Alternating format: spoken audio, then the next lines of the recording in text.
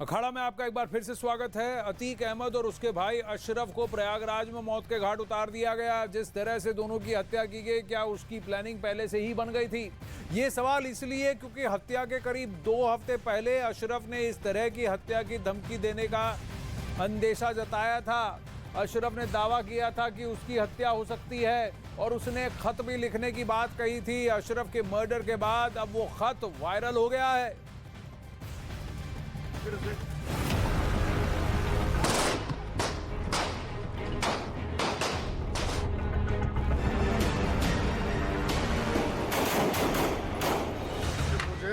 इलाहाबाद में धमकी दी गई है कि 2 हफ्ते के अंदर तुम्हें फिर से जेल से किसी बहाने से निकालेंगे और निपटा देंगे। चेहरे पर खौफ, जुबान पर डर और दिमाग में मौत की दहशत। हत्या से 2 हफ्ते पहले अशरफ के होश उड़े हुए थे। उसे हर कदम पर मौत की साजिश नजर आ रही थी। हर कोई षड्यंत्र करता दिख रहा था।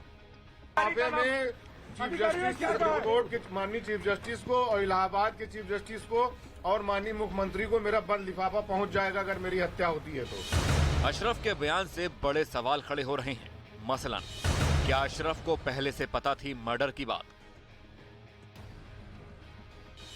क्या साजिश के तहत अशरफ को उतारा मौत के घाट? लिफाफे में बंद है मर्डर के साजिशकर्ता का नाम। अशरफ के खत से खुलेगा मर्डर का राज। ये सवाल इसलिए क्योंकि 29 मार्च 2023 को प्रयागराज से बरेली जेल लौटते हुए पुलिस कस्टडी में अशरफ ने जो बयान दिया वो सच साबित हुआ। उस वक्त हर किसी ने इसे सिर्फ अशरफ का पैंतरा माना था, लेकिन लोगों को यकीन तब हुआ जब अतीक और अशरफ के मर्डर के बाद उनका ये खत सामने आया। इस खत में क्या है वो आपको आगे दिखाएंगे, लेकिन पहले आपको अशरफ का वो बयान सुनवाते हैं जो उसने 29 मार्च को दिया था। मुझे इलाहाबाद में धमकी दी गई है कि 2 हफ्ते के अंदर तुम्हें फिर से जेल से किसी बहाने से निकालेंगे और निपटा देंगे। किसने दिए? किसने? एक बड़े अफसर ने दिए, मैं उनका नाम नहीं ले सकता। यूपी पुलिस ने पूरी बात बताओ। नहीं, पूरी बात नहीं बता सकता मैं। अच्छा, आप पर उमेश पाल की भी हत्याकारों बंद लिफाफे में चीफ जस्टिस सुप्रीम कोर्ट के माननीय चीफ जस्टिस को और इलाहाबाद के चीफ जस्टिस को और माननीय मुख्यमंत्री को मेरा बंद लिफाफा पहुंच जाएगा अगर मेरी हत्या होती है तो। अतीक और अशरफ के मर्डर के बाद सामने आई चिट्ठी पर अशरफ के वकील की सफाई आई है। वकील दावा कर रहे हैं कि अशरफ ने इस तरह का जिक्र जरूर किया था, लेकिन उसे कोई चिट्ठी नहीं सौंपी थी। 28 मार्च को अशरफ जी को प्रयागराज से जिला जेल बरेली ले जाया जा रहा था, तो उससे पहले उन्हें पुलिस लाइन ले जाया गया था। पुलिस लाइन में एक वरिष्ठ पुलिस अधिकारी ने उनसे कहा था कि इस बार तो बच गया, लेकिन अगली बार जो जेल से निकाल तुमको 15 दिन तुम्हारा काम तमाम कर दिया जाए। वकील का दावा है कि अशरफ के नाम से जो चिट्ठी वायरल हो रही है वो फर्जी है, जबकि अशरफ ने किसे चिट्ठी दी उसकी जानकारी उन्हें नहीं है। मेरे द्वारा कोई भी चिट्ठी नहीं गई है, नहीं मेरे पास कोई सी चिट्ठी थी। अब जो भी चिट्ठी है अगर चल भी रही है तो फेक चिट्ठी चल रही है, उसका वास्तविकता से कोई लेना देना नहीं है। वैसे आपसे जिक्र उन्होंने अशरफ ने कोर्ट वहाँ जेल में किया था? हाँ, जेल में उन्होंने मुझसे जिक्र किया था कि अगर मेरे साथ मेरी हत्या होती है, कोई ऐसी घटना घटित होती है तो चिट्ठी पहुंचेगी। तो क्या चिट्ठी पहुंच गई है माना जाए? ये हमें इसके बारे में हमें कोई जानकारी नहीं। जो आरोप 29 मार्च को अशरफ ने लगाए थे हुआ भी वैसा ही। तो क्या अशरफ और अतीक का मर्डर सिर्फ इत्तेफाक नहीं बल्कि पूरी प्लानिंग के तहत अंजाम दिया गया था?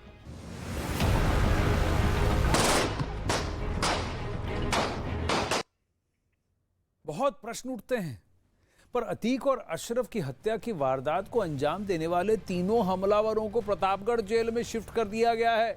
इससे पहले तीनों हमलावरों को नैनी जेल में रखा गया था, जहां उन पर हमले की आशंका थी।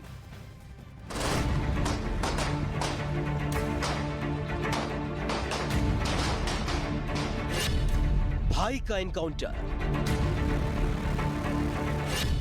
पिता की हत्या,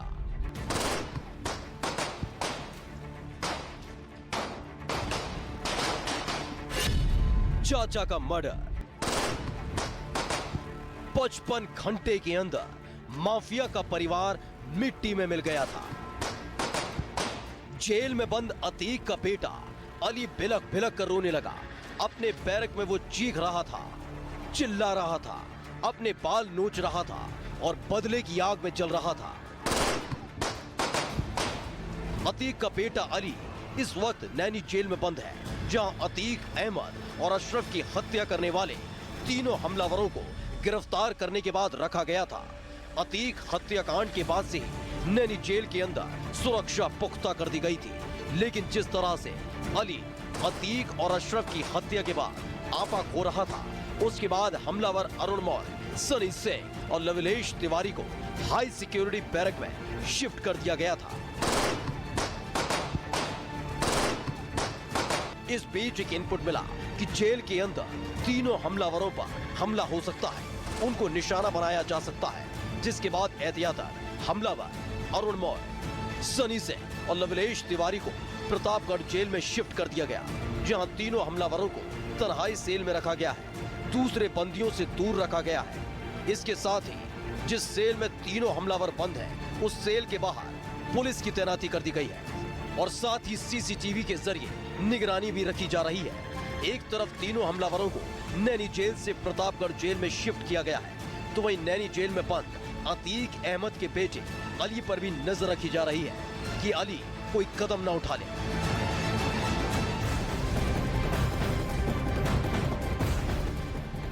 अखाड़ा में इस वक्त बड़ी खबर, माफिया अतीक अहमद का राइट हैंड कहा जाने वाला बमबाज गुड्डू मुस्लिम अभी भी एसटीएफ की पकड़ से बाहर है। गुड्डू मुस्लिम के घर के बाहर प्रशासन की तरफ से कई सारे नोटिस चिपका दिए गए हैं, जिसमें कहा गया है कि आपने अवैध रूप से निर्माण किया है, जिसको गिराने के लिए नोटिस लगाया गया है। न्यूज़ 18 इंडिया जब गुड्डू मुस्लिम के घर पहुंचा तो उसकी गली में कोई भी उसके बारे में बताने के लिए तैयार ही नहीं है। कोई भी अब गुड्डू मुस्लिम के बारे में कुछ भी नहीं कहना चाहता। न्यूज़ 18 इंडिया इस घर में पहुंचा जहां पर ये गुड्डू मुस्लिम का घर है। इसमें ताला लगा हुआ, अंदर कोई भी नहीं है, क्योंकि ये कहा जा रहा था कि कुछ दिनों पहले तक उसकी अम्मी जो थी यहाँ पर थी, लेकिन अब यहाँ पर कोई नहीं रहता। और गुड्डू मुस्लिम वो शख्स है जिसके ऊपर ये भी आरोप लग रहा है कि उसने बमबाजी में यहाँ पर उमेश पाल हत्याकांड में बमबाजी की थी। उसकी सीसीटीवी फुटेज आई थी, उसके बाद वो मेरठ में दिखाई दिया था, जहाँ पर अतीक अहमद की बहन आयशा के घर में वो पहुँचा था, वहाँ सीसीटीवी फुटेज में उसकी मौजूदगी दिखाई दी थी। लेकिन अब यहाँ के लोग कुछ नहीं बोलना चाहते हैं। देखिए, कुछ बताएंगे? देखिए, कोई कुछ भी नहीं बताना चाहता, क्योंकि ये एक खौफ यहाँ पर कहा जा सकता है गुड्डू मुस्लिम का।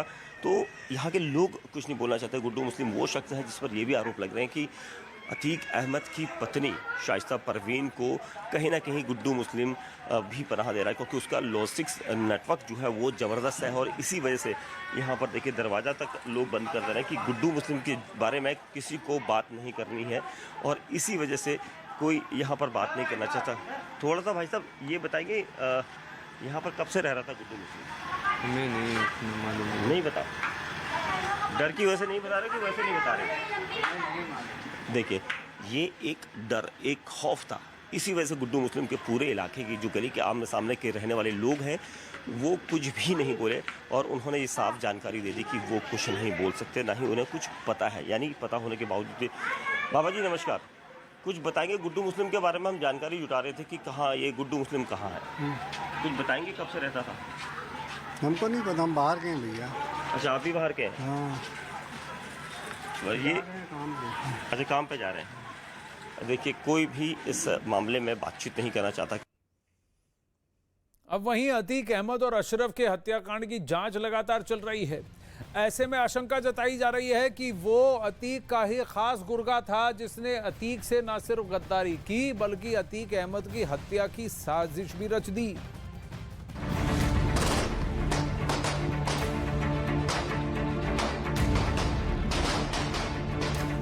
प्रयागराज के मेडिकल कॉलेज में अतीक और अशरफ की हत्या के बाद से जांच की रफ्तार तेज हो गई है। ये पता लगाने की कोशिश की जा रही है कि आखिर तीनों हमलावरों को किसने अतीक अहमद की सुपारी दी थी। जैसे जैसे ये जांच आगे बढ़ रही है, वैसे ही एक नया पर्दाफाश हुआ है। आशंका जताई जा रही है कि अतीक अहमद के किसी खास गुर्गे ने ही अतीक को रास्ते से हटाने का प्लान बना दिया था। अतीक का हमराज निकला गद्दार। खुद की आई बारी तो दी अतीक की सुपारी। नहीं ले गए तो नहीं गए। मेन बात यह है कि गुड्डू मुस्लिम हमले से ठीक पहले अशरफ की जुबान पर गुड्डू मुस्लिम का जिक्र था। वो गुड्डू मुस्लिम के बारे में कुछ बताने जा रहा था कि तभी हमलावरों ने गोलियां चलानी शुरू कर दी। ऐसे में माना जा रहा है कि अतीक का वो खास गुर्गा कोई और नहीं, गुड्डू मुस्लिम ही है जिसने गद्दारी की थी। अतीक पर हमला करने वाले तीनों हमलावर सनी सिंह, लवलेश तिवारी और अरुण मौर्य का आपराधिक इतिहास बताता है कि वो माफिया बनना चाहते थे, लेकिन अतीक अहमद को मारने की जिम्मेदारी किसने दी? अतीक की हत्या में तुर्की मेड पिस्तौल का इस्तेमाल किया गया। पिस्तौल की कीमत करीब 6 लाख रुपए है। तो वहीं तीनों हमलावरों की आर्थिक हालत ठीक नहीं है। ऐसे में सवाल उठता है कि इन तीनों हमलावरों पर इतना पैसा कहां से आया कि उन्होंने ये तुर्की की पिस्तौल खरीदी। ऐसे में आशंका जताई जा रही है कि इन तीनों शूटरों को गुड्डू मुस्लिम ने 10-10 लाख रुपए दिए थे और अतीक की सुपारी दी थी, जिसके बाद अतीक और अशरफ की हत्या की गई। गुड्डू की गद्दारी की बात इसलिए पुख्ता होती नजर आती है क्योंकि वो गुड्डू मुस्लिम ही था जो उमेश पाल हत्याकांड के बाद से अतीक के बेटे असद के साथ फरार हो गया। लेकिन अचानक से गुड्डू मुस्लिम ने असद का साथ छोड़ दिया और अतीक के जीजा अखलाक से 50,000 रुपया लेकर कहीं और निकल गया। जैसे ही इसकी जानकारी अतीक अहमद को हुई थी तो उसने अपने एक और खास गुर्गे गुलाम मोहम्मद को असद के पास भेज दिया था। असद और गुलाम का झांसी में एनकाउंटर हुआ था। एसटीएफ ने असद और गुलाम को ढेर कर दिया था। असद और गुलाम की झांसी वाली लोकेशन सिर्फ गुड्डू के पास थी। ऐसे में माना जा रहा है कि गुड्डू मुस्लिम ने ही असद और गुलाम की लोकेशन लीक की थी, जिसके बाद दोनों का एनकाउंटर हो गया। वहीं गुड्डू का अगला टारगेट अतीक अहमद था, जिसकी जानकारी शायद अतीक और अशरफ को भी हो गई थी कि गुड्डू मुस्लिम गद्दारी कर रहा है। इसलिए जब मीडिया ने अतीक से असद के जनाजे को लेकर सवाल पूछा था तो अशरफ ने गुड्डू मुस्लिम पर जवाब देना शुरू किया। नहीं गए थे, क्या कहना? नहीं ले गए तो नहीं गए। मेन बात यह है कि गुड्डू मुस्लिम। लेकिन अशरफ अपनी बात पूरी कर पाता उससे पहले ही अतीक और अशरफ पर हमला हो गया, जिसमें दोनों की मौत हो गई।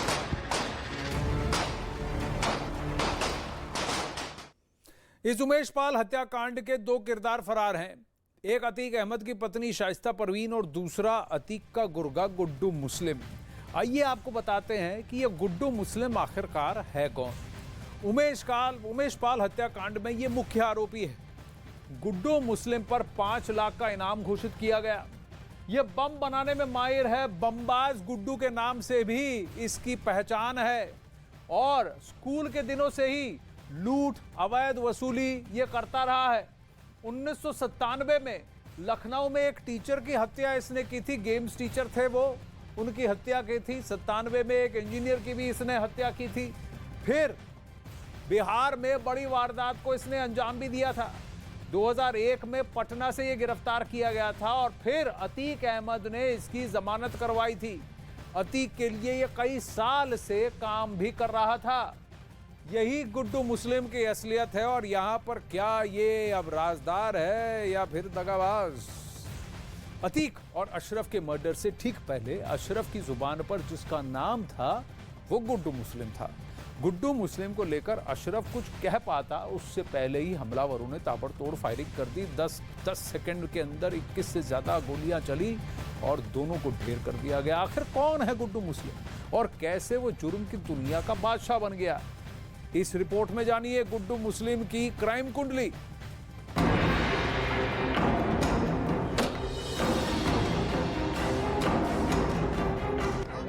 क्या कहना? नहीं ले गए तो नहीं गए। मेन बात यह है कि गुड्डू मुस्लिम।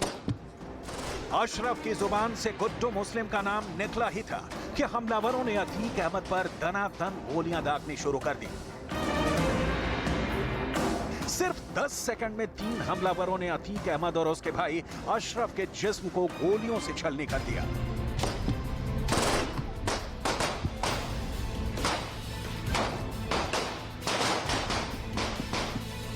चंद सेकंड पहले जो अशरफ गुड्डू मुस्लिम का नाम लेकर कुछ कहने ही वाला था। नहीं गए थे, क्या कहना? नहीं ले गए तो नहीं गए। मेन बात यह है कि गुड्डू मुस्लिम। वो अपने भाई अतीक अहमद के साथ खून से लथपथ जमीन पर बेजान पड़ा था। सवाल उठता है कि क्या अतीक और अशरफ की हत्या का गुड्डू मुस्लिम से कोई कनेक्शन है? गुड्डू मुस्लिम का नाम लेते ही अतीक पर अंधाधुंध गोलीबारी इत्तेफाक थी या फिर कोई बड़ी साजिश? इसका पर्दाफाश अभी बाकी है, लेकिन सवाल ये कि गुड्डू मुस्लिम कौन है? सवाल उठता है कि अतीक अशरफ हत्याकांड में गुड्डू मुस्लिम का रोल क्या है?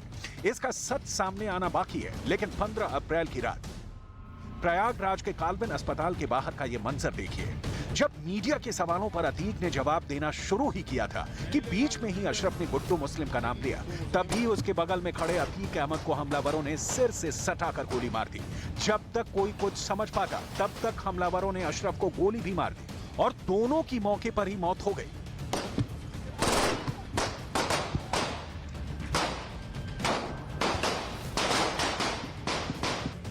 दावे के मुताबिक अतीक और अशरफ की हत्या किसी बड़े मकसद से की गई है। सूत्रों के मुताबिक अतीक की हत्या में आर्म्स डीलर का भी हाथ हो सकता है। मुमकिन है कि भेद खोलने के डर से अतीक की हत्या करवाई गई हो, क्योंकि पाकिस्तान से पंजाब के रास्ते हथियार आते थे। गुड्डू मुस्लिम का नाम लेते ही अतीक और अशरफ पर फायरिंग हुई और कहा यह भी जाता है कि गुड्डू मुस्लिम ही अतीक की तरफ से हथियारों की डील करता था। ऐसे में जानना यह भी जरूरी है कि गुड्डू मुस्लिम का अतीक और अपराध से कैसा रिश्ता है। प्रयागराज में पैदा हुआ गुड्डू मुस्लिम स्कूली दिनों से ही लूट और रंगदारी जैसे कांड में शामिल होने लगा। गुड्डू मुस्लिम शुरुआती दिनों से ही बम चलाने में माहिर रहा है। गुड्डू मुस्लिम का नाम पहली बार चर्चा में आया जब उसने 1997 में लखनऊ के चर्चित ला मार्टिनियर स्कूल के गेम टीचर फेडरिक जे गोम्स की हत्या कर दी। गुड्डू ने फैजाबाद के ठेकेदार संतोष सिंह की हत्या का भी जुर्म कबूल किया था। उसने 1997 में ही सरकारी इंजीनियर को भी बीच सड़क पर गोलियों से भून दिया था। बाद में उसकी पहचान यूपी के बड़े माफिया श्री प्रकाश शुक्ला से हुई। श्री प्रकाश के एनकाउंटर के बाद गुड्डू गोरखपुर के माफिया परवेज टाडा के संपर्क में आया।